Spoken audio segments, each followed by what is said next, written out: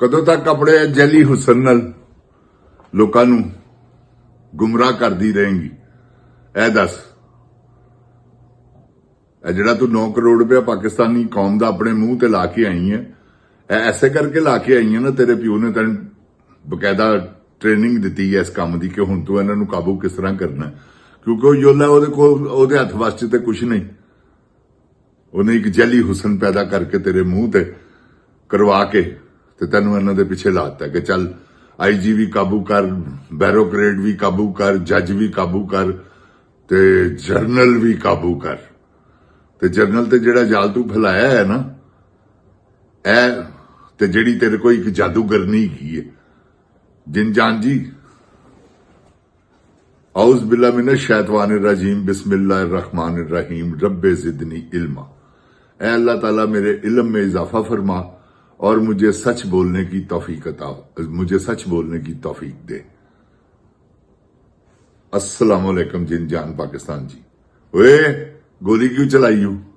जिनजान पाकिस्तान जी अपने जाल ए हुसन दे जेड़ा दे प्यो ने ट्रेनिंग देती है ना खच ਨੂੰ, ਲੋਫਰ ਔਰਤ ਨੂੰ, ਕਿ ਹੁਣ ਕਿਉਂਕਿ ਉਹਨੂੰ ਪਤਾ ਹੈ ਕਿ ਉਹ ਆਪ ਹੁਸਨ ਉਹਨਾਂ ਦੀ ਕਮਜ਼ੋਰੀ ਰਿਹਾ।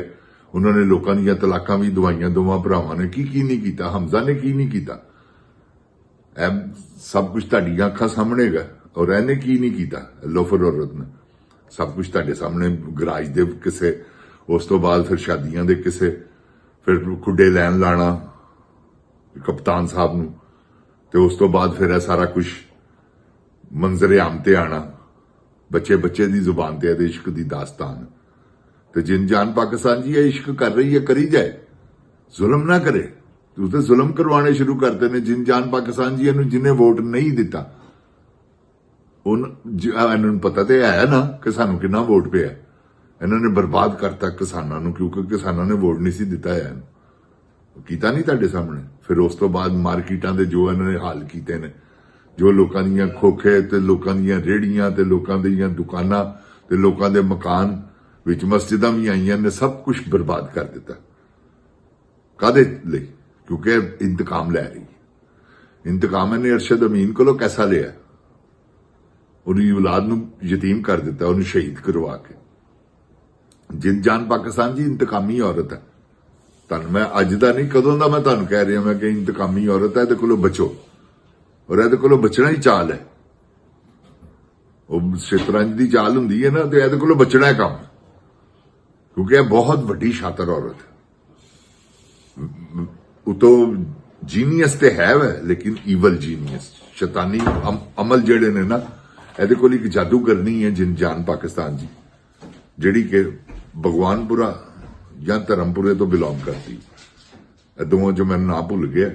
ਕਿਸੇ ਨੇ ਬੰਦੇ ਨੇ ਮੈਨੂੰ ਕਿਹਾ ਕਿ ਜੀ ਇਹਦੇ ਕੋਲ ਇੱਕ ਬਹੁਤ ਮੋਟੀ ਜਿਹੀ ਔਰਤ ਹੈ ਜਿਹੜੀ ਇਹ ਜਾਦੂਗਰਨੀ ਹੈ ਔਰ ਕਾਲਾ ਇਲਮ ਕਰਦੀ ਹੈ। ਉਹ ਕਾਲਾ ਇਲਮ ਜਿਹੜਾ ਨਾ ਉਹਦੇ ਕੋਲੋਂ ਕਰਵਾ ਰਹੀ ਹੈ ਇਸ ਵੇਲੇ। ਜੋ ਕਿਉਂਕਿ ਜਾਦੂ ਅੱਲਾਹ ਤਾਲਾ ਕੁਰਾਨ ਪਾਕ 'ਚ ਜਾਦੂ ਦਾ ਤੋੜ ਅੱਲਾਹ ਤਾਲਾ ਨੇ ਭੇਜਿਆ, ਇਹਦਾ ਮਤਲਬ ਹੈ ਜਾਦੂ ਹੈ। ਜਾਦੂ ਬਰਹਕ ਤੇ ਮੈਂ ਨਹੀਂ ਕਹਿੰਦਾ, ਬਹਰਾਲ ਜਾਦੂ ਹੈ, ਇਹਦੇ 'ਚ ਕੋਈ ਦੋ ਰਾਏ। ਔਰ ਜਾਦੂ ਜਿਹੜਾ ਹੈ ਵੈ ਜਿਨਜਾਨ ਪਾਕਿस्तान जी ਉਹ ਇਸਤੇਮਾਲ ਕਰ ਰਹੀ ਹੈ। ਇਹ ਜਿਹੜਾ ਗਲਾਸ ਹੈ ਫੜਦੀ ਹੈ, ਇਹ ਕੀ ਹੈ? ਇਹ ਕਿਉਂਕਿ ਕੋਕੀਨ ਦੀ ਬੜੀ ਵੱਡੀ ਨਿਸ਼ਾਨ ਹੈ। ਮੈਂ ਤੁਹਾਨੂੰ ਕਲਿੱਪ ਲਾ ਦਿਆਂਗਾ, ਤੁਸੀਂ ਜ਼ਰਾ ਦੇਖਣਾ ਕਿ ਇਹ ਨਿਸ਼ਾਨ ਹੈ ਕਿ ਨਹੀਂ। ਮੈਂ ਅੱਜ ਦਾ ਨਹੀਂ, ਜਿਨਜਾਨ ਪਾਕਿस्तान जी ਮੈਂ ਤੇ 3 ਸਾਲਾਂ ਤੋਂ ਕਲਪ ਰਿਹਾ ਕਿ ਇਹ ਬੜੀ ਵੱਡੀ ਨਿਸ਼ਾਨ ਔਰਤ ਹੈ। ਕੋਕੀਨ ਨਾਲ ਲੈਂਦੀ ਹੈ, ਕੋਕੀਨ ਸੁੱਕਦੀ ਹੈ, ਉਸ ਤੋਂ ਬਾਅਦ ਵਾਈਨ ਇਹਨੇ ਗਲਾਸ 'ਚ ਪਾਈ ਹੁੰਦੀ ਹੈ ਜਿਹੜਾ ਨਜ਼ਰ ਨਾ ਆਵੇ। ਉਸ ਜ਼ਰਦਾਰੀ ਤੇ ਬਗੈਰਤ ਆਦਮੀ ਸਟੇਜ ਤੇ ਹੀ ਪੀਂਦਾ ਰਿਹਾ ਨਾ, ਤੁਸੀਂ ਦੇਖਿਆ ਵੀ ਹੋਏਗਾ। ਹੀ ਅੱਗੇ ਉਹ ਕਰਕੇ ਚਾਦਰ ਆਪਣੀ ਤੁਸਾ ਤੇ ਸ਼ਰਾਬ ਪੀ ਰਿਹਾ। ਹਾਲਾਂਕਿ ਸ਼ਰਾਬ ਤੇ ਵਾਈਟ ਹੀ ਸੀ ਉਹਦੀ, ਜਿਹੜੀ ਉਹ ਸਭ ਦੇ ਸਾਹਮਣੇ ਵੀ, ਲੇਕਿਨ ਕੀ ਅੱਲਾ ਨੇ ਬੇਨਕਾਬ ਕਰਨਾ ਸੀ, ਉਹ ਅੱਲਾਹ ਤਾਲਾ ਨੇ ਕਰ ਦਿੱਤਾ। ਤੇ ਜਿਨਜਾਨ ਪਾਕਿस्तान जी ਇਹ ਜਾਦੂਗਰ ਲੋਕ ਨੇ, ਜਾਦੂਗਰਨੀ ਹੈ। ਜ਼ਰਦਾਰੀ ਵੀ ਬਹੁਤ ਵੱਡਾ ਜਾਦੂਗਰ ਹੈ, ਉਹਦੇ ਕੋਲ ਵੀ ਬੜੇ ਇਹੋ ਜਿਹੇ ਲਵਾਜ਼ਮਾਤ ਹੈਗੇ ਨੇ। ਔਰ ਮੌਸਮ ਨਕਵੀ, ਇਹ ਤੁਹਾਨੂੰ ਮੈਂ ਹਕੀਕਤ ਕਹਿ ਰਿਹਾ। ਤੇ ਜਿਨਜਾਨ ਪਾਕਿस्तान जी ਜਿਨ੍ਹਾਂ ਦਾ ਈਮਾਨ ਪੁਖਤਾ ਹੈ ਨਾ, ਅੱਲਾਹੁ ਅਕਬਰ, ਜਿਨ੍ਹਾਂ ਦੇ ਈਮਾਨ ਜ਼ਿੰਦੇ ਹੋਣ ਨਾ, ਤਲਾ ਤੋਂ ਮੌਜਾਂ ਨਾਲ ਘਬਰਾਉਂਦੇ ਨਹੀਂ ਹੋ। ਇਹ ਮੇਰੀ ਗੱਲ ਯਾਦ ਰੱਖਣਾ। ਉਹਨਾਂ ਅੱਗੇ ਕੋਈ ਵੀ ਦੁਨੀਆ ਦੀ ਐਸੀ ਚੀਜ਼ ਨਹੀਂ ਕਿ ਜਿਨ ਜਾਨ ਪਾਕਿਸਤਾਨ ਜੀ ਜਿਹੜੀ ਉਹਨਾਂ ਨੂੰ ਡਰਾ ਲਵੇ, ਜਿਹੜੀ ਉਹਨਾਂ ਨੂੰ ਧਮਕਾ ਲਵੇ, ਜਿਹੜੀ ਉਹਨਾਂ ਨੂੰ ਪਰੇਸ਼ਾਨ ਕਰੇ। ਕਿਉਂਕਿ ਜਿਹਨੂੰ ਆਇਤਲ ਕੁਰਸੀ ਆਂਦੀ ਹੈ ਨਾ, ਜਿਨ ਜਾਨ ਪਾਕਿਸਤਾਨ ਜੀ ਇਹਦੇ ਕੋਲ ਜਾਦੂ ਕਰਨੀ ਇੱਕ, ਉਹ ਕਿੱਥੇ ਹੈ ਇਹ ਮੈਂ ਤੁਹਾਨੂੰ ਦੱਸ ਦਿੱਤਾ ਹੈ। ਉਹ ਕਿੱਥੇ ਗਈ ਹੈ? ਉਹ ਗਈ ਹੈ ਭਗਵਾਨਪੁਰੇ ਜਾਂ ਧਰਮਪੁਰੇ। ਉੱਥੇ ਉਹ ਔਰਤ ਮੋਟੀ ਹੈ ਬਹੁਤ ਜ਼ਿਆਦਾ, ਉਹ ਇਹਦੇ ਲਈ ਜਾਦੂ ਕਰਦੀ। ਇਹਨੇ ਜਾਦੂ ਦੇ ਨਾਲ ਹੀ ਸਾਰੇ ਸਿਲਸਿਲੇ ਆਪਣੇ ਬਣਾਏ ਨੇ ਇਸ ਵੇਲੇ ਕਾਲੇ ਇਲਮ ਨਾਲ। ਤੇ ਇਲਮ ਤੇ ਹੈ ਮੇਰਾ, ਅੱਲਾਹ ਤਾਲਾ ਕੁਰਾਨ ਪਾਕ 'ਚ ਫਰਮਾਂਦਾ ਹੈ। ਉਹਦਾ ਤੋੜ ਆਇਆ ਜਦੋਂ ਸੂਰਤ ਅਲ-ਨਾਸ ਅੱਲਾਹ ਤਾਲਾ ਨੇ ਭੇਜੀ ਨਬੀ ਪਾਕ ਸੱਲੱਲਾਹੁ ਅਲੈहि ਵਸੱਲਮ ਤੇ ਉਹ ਜਿਨ ਜਾਨ ਪਾਕਿਸਤਾਨ ਜੀ ਐਸੇ ਕਰਕੇ ਹੀ ਅੱਲਾਹ ਤਾਲਾ ਨੇ, ਕਿਉਂਕਿ ਜਾਦੂ ਉਦੋਂ ਦਾ ਸ਼ੁਰੂ ਹੋਇਆ ਹਜ਼ਰਤ ਸੁਲੇਮਾਨ ਅਲੈਹਿਸਲਾਮ ਤੋਂ। ਉਦੋਂ ਦਾ, ਉਸ ਤੋਂ ਪਹਿਲੇ ਵੀ ਤੁਸੀਂ ਦੇਖਿਆ ਹੋਵੇਗਾ, ਸੁਣਿਆ ਕੁਰਾਨ ਪਾਕ ਦੇ ਵਿੱਚ ਜਾਦੂ ਦਾ ਸਿਲਸਿਲਾ ਸ਼ੁਰੂ ਹੈ। ਲੇਕਿਨ ਆ ਕੇ ਜਾਦੂ ਨੂੰ ਅਰੂਜ ਮਿਲਿਆ ਹਜ਼ਰਤ ਸੁਲੇਮਾਨ ਅਲੈਹਿਸਲਾਮ ਦੇ ਦੌਰ 'ਚ।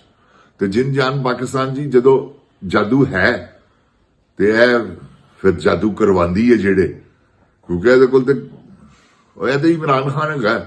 ਉਹ ਇਸ ਕਰਕੇ ਅੱਲਾਹ ਤਾਲਾ ਉਹਨੂੰ ਬਚਾ ਰਿਹਾ ਕਿ ਇਯਾ ਕਾ ਨਅਬੁਦੁ ਵ ਇਯਾ ਕਾ ਨਸਤਾਈਨ ਦਾ ਵਿਰਦ ਕਰਦਾ। ਆਇਤਲ ਕੁਰਸੀ ਉਹ ਪੜਦਾ, ਆਇਤ ਕਰੀਮਾ ਉਹ ਪੜਦਾ। ਤੇ ਜਿਹੜੇ ਆਇਤਾਂ ਪੜਦੇ ਹੋਣ, ਜਿਹੜੇ ਕੁਲ ਸ਼ਰੀਫ ਪੜਦੇ ਹੋਣ, ਉਹਨਾਂ ਤੇ ਜਾਦੂ ਠੀਕ ਹੈ ਅਸਰ ਕਰਦਾ, ਲੇਕਿਨ ਫਰਕ ਕਰ ਦਿੰਦਾ ਅੱਲਾਹ ਤਾਲਾ। ਇੱਕ ਝਟਕਾ ਉਹਨਾਂ ਨੂੰ ਜ਼ਰੂਰ ਵੱਜਦਾ ਜਾਦੂ ਦਾ, ਕਿਉਂਕਿ ਜਾਦੂ ਵੀ ਤੇ ਹੈ ਨਾ। ਤੇ ਇਸ ਕਰਕੇ ਜਿੰਦ ਜਾਨ ਪਾਕਿਸਤਾਨ ਜੀ ਅੱਲਾਹ ਤਾਲਾ ਮੇਰਾ ਆਪਣੀ ਪਨਾਹ 'ਚ ਰੱਖੇ, ਅੱਲਾਹ ਤਾਲਾ ਮਹਿਫੂਜ਼ ਰੱਖੇ। ਖੁਦਾਵੰਦ ਕਰੀਮ ਸਾਨੂੰ ਇਹਨਾਂ ਬਲਾਵਾਂ ਕੋਲੋਂ ਅੱਲਾਹ ਤਾਲਾ ਇਹਨਾਂ ਕੋਲੋਂ ਨਿਜਾਤ ਦਿਲਾਵੇ। ਤੇ ਜਿੰਦ ਜਾਨ ਪਾਕਿਸਤਾਨ ਜੀ ਇਹ ਬੜੀ ਵੱਡੀ ਖਚਕਵੀਨ ਨੇ ਕਿੱਡਾ ਵੱਡਾ ਬਦਲਾ ਲਿਆ ਕਿਸਾਨਾਂ ਕੋਲੋਂ। ਉਹਨਾਂ ਦੀ ਗੰਦਮ ਨਹੀਂ ਲਿੱਤੀ ਔਰ ਗੰਦਮ ਬਾਹਰੋਂ ਮੰਗਵਾ ਲਈ ਹੈ ਆਪਣੀ ਬਾਹਰ ਭੇਜ ਕੇ। ਕੈਸਾ ਦਿਹਾੜਾ ਲਾਇਆ ਓਏ। ਉਹ ਜਿਹੜਾ ਆਇਆ ਸੀ ਉਹ ਕਾਕੜ, ਅਨਵਾਰ ਕਾਕੜ, ਉਹ ਬਗੈਰਤ ਦਾ ਪੁੱਤਰ, ਕੈਸੀ ਦਿਹਾੜੀ ਲਾ ਕੇ ਗਿਆ ਗੰਦਮ 'ਚ। ਤੇ ਇਹ ਜਿੰਦ ਜਾਨ ਪਾਕਿਸਤਾਨ ਜੀ ਇਹ ਦਿਹਾੜੀਬਾਜ਼ ਲੋਕ ਨੇ। ਇਹਨਾਂ ਨੇ ਦਿਹਾੜੀ ਛੱਡੀ ਨਹੀਂ, ਇਹਨਾਂ ਨੇ ਕੂੜੇ ਚੋਂ ਦਿਹਾੜੀਆਂ ਲਾ ਲਈਆਂ। ਜਿਹੜਾ ਇਕੱਠਾ ਕੀਤਾ ਉਹਨੇ, ਤੁਰਕੀ ਨੇ ਮਸ਼ੀਨਾਂ ਦਿੱਤੀਆਂ ਤੇ ਇਹਨੇ ਠੇਕਾ ਕੀਤਾ ਸ਼ਬਾਜ਼ ਸ਼ਰੀਫ ਨੇ, ਉਹਦੇ ਚੋਂ ਦਿਹਾੜੀ ਲਾਈ ਇਹਨਾਂ। ਇਹ ਹੁਣ ਸੋਲਰ ਸਿਸਟਮ 'ਚ ਦਿਹਾੜੀਆਂ ਲਾ ਰਹੇ ਨੇ। ਇਹਨਾਂ ਨੇ ਕੋਈ ਕੰਮ ਛੱਡਿਆ? ਕੁਕੜੀਆਂ 'ਚ ਇਹਨਾਂ ਨੇ ਦਿਹਾੜੀਆਂ ਲਾਈਆਂ, ਅੰਡਿਆਂ 'ਚ ਇਹਨਾਂ ਨੇ ਦਿਹਾੜੀਆਂ ਲਾਈਆਂ। ਜਿੰਦ ਜਾਨ ਪਾਕਿਸਤਾਨ ਜੀ ਲੋਕਾਂ ਦੀ ਮੁਰਗੀ ਤਿਆਰ ਹੋਈ ਹੈ, ਉਹ ਆ ਕੇ 250 ਰੁਪਏ ਵਿਕ ਰਹੀ ਹੈ। ਜਦੋਂ ਲੋਕਾਂ ਦੀ ਮੁੱਕ ਗਈ ਇਹਨਾਂ ਨੇ 400 ਰੁਪਏ ਕਿਲੋ ਆਪਣੀ ਵੇਚਣੀ ਸ਼ੁਰੂ ਕਰ ਦਿੱਤੀ। ਇਹੋ ਜਿਹੇ ਜਾਦੂਗਰ ਤੇ ਜ਼ਾਲਮ ਲੋਕ ਨੇ। ਇਹਨਾਂ ਨੇ ਪਾਕਿਸਤਾਨ ਦੀ ਤੇ ਕਦੀ ਅੱਜ ਤੱਕ ਪਰਵਾਹ ਹੀ ਨਹੀਂ ਕੀਤੀ।